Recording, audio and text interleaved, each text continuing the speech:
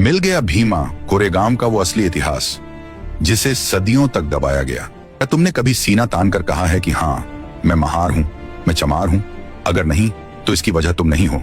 वजह वो मनुवादी ताकतें हैं जिन्होंने हमारे शौर्य, हमारे बलिदान और हमारी जीत को इतिहास के पन्नों से मिटा दिया। लेकिन अब नहीं, आज नकाब उतरेगा।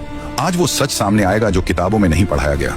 अगर अपने खून में बहता हुआ इतिहास जानना है, अगर अपनी पहचान पर गर्व करना है, तो ये वीडियो आखिर तक देखो, क्योंकि सच अभी शुरू ही हुआ है।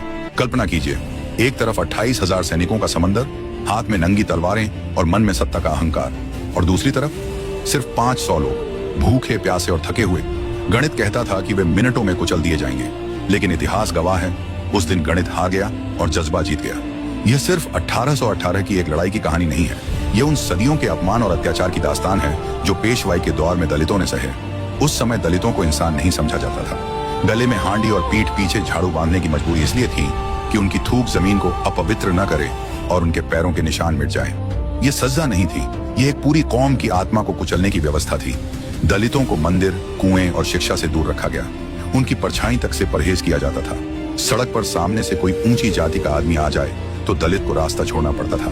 ज्ञान पाना अपराध था और सवाल पूछना बगावत। उन्हें बताया गया कि सिर झुकाकर जीना ही उनकी किस्मत है। दलित महिलाओं पर अत्याचार और भी भयानक थे। जाति और लिंग दोनों का जुल्म उन पर टूटता था। उनके शरीर और सम्मान की कोई कीमत नहीं थी, न्याय की कोई उम्मीद नहीं थी। अच्छे कपड़े पहनना, गहने पहनना या सम्मान से जीना उनके लिए मना था। दलित बस्तियां गांव से बाहर बसाई जाती थीं। मेहनत वे करते थे, लेकिन हक किसी और का होता था। सदियों तक डर और चुप्पी सिखाई गई, लेकिन जब जुल्म हद से गुजर गया तो खामोशी टूटी। उसी टूटन से इनकलाब पैदा हुआ जो आगे चलकर पूरी व्यवस्था को चुनौती बना। 31 दिसंबर 1817 की वो रात, साल की आखिरी रात, लेकिन इन सिपाहियों के लिए ये जश्न की नहीं, इम्तिहान की रात थी। कड़ाके की ठंड हड्डियों में उतर चुकी थी।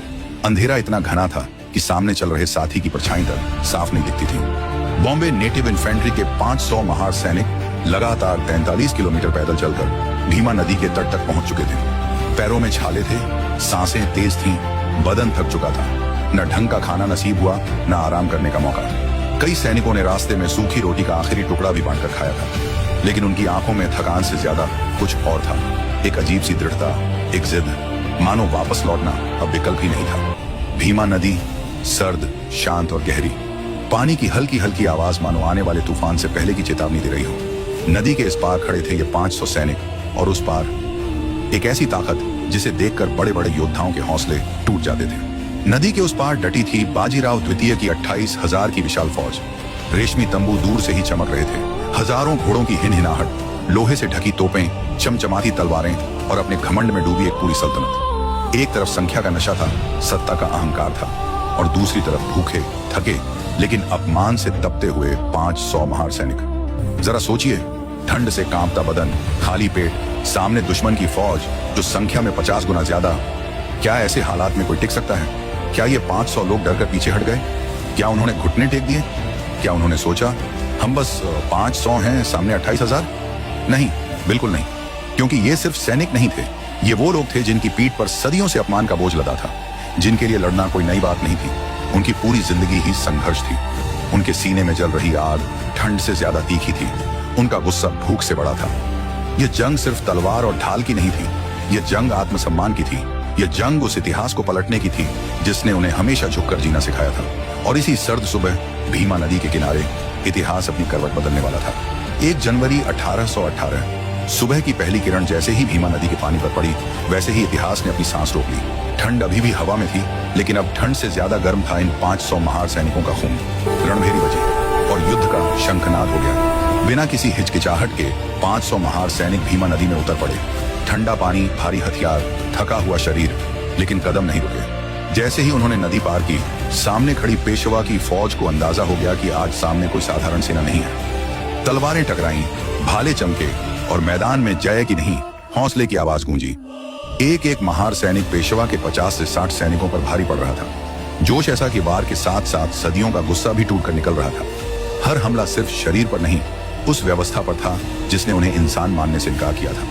ये सिर्फ जमीन की लड़ाई नहीं थी, ये कोई किला जीतने की जंग नहीं थी, ये सम्मान की लड़ाई थी, अपनी पहचान वापस लेने की लड़ाई थी। 12 घंटे तक मौत का तांडव चलता रहा। धूल, खून और चीखों से आसमान तक कांप उठा। महार सैनिक गिरते थे, लेकिन भागते नहीं थे, घायल होते थे लेकिन पीछे नहीं हटते थे।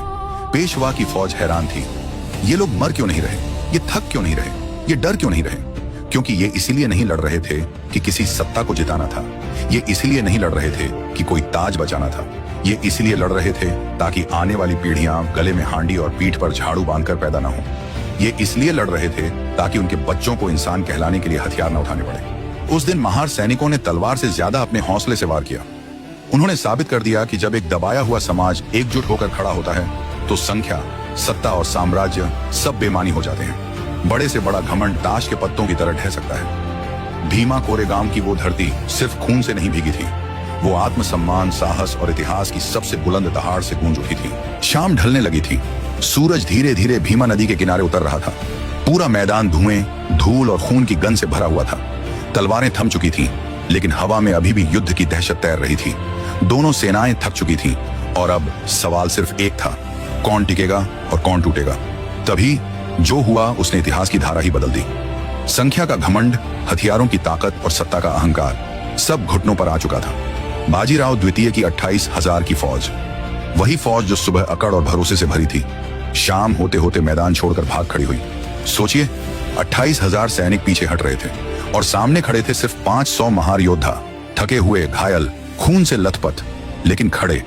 यह कोई साधारण हार नहीं थी, ये पेशवाई के उस घमंड का पतन था जो सदियों से दलित समाज को पैरों तले कुचलता आया था। उस दिन सिर्फ एक सेना नहीं हारी थी, उस दिन एक सोच, एक व्यवस्था और एक अन्यायपूर्ण शासन की रीढ़ टूट गई थी। वो जीत सिर्फ तलवार की नहीं थी, वो जीत आत्मसम्मान की थी। वो जीत उस बच्चे के भविष्य की थी जिसे अब गले में हांडी बांधकर नहीं चलना था। वो जीत उस बेटी की थी जिसे अब इंसान समझे जाने की लड़ाई नहीं लड़नी थी। उस दिन भीमा कोरेगाम में सिर्फ युद्ध नहीं जीता गया था, उस दिन भारत में आधुनिक चेतना की नींव रखी गई थी। शिक्षा, बराबरी और सवाल पूछने के अधिकार की नींव। उसी नींव पर आगे चलकर लोकतंत्र का सपना खड़ा हुआ, जहां इंसान की पहचान उसकी जाति नहीं, उसका अधिकार होगा। इतिहास अक्सर जीत को गिनती से मापता है, लेकिन भीमा कोरेगाम ने सिखाया, जीत हौसले से तय होती है। और जब दबा हुआ समाज उठ खड़ा होता है तो सबसे ताकतवर सत्ता भी देर तक टिक नहीं पाती।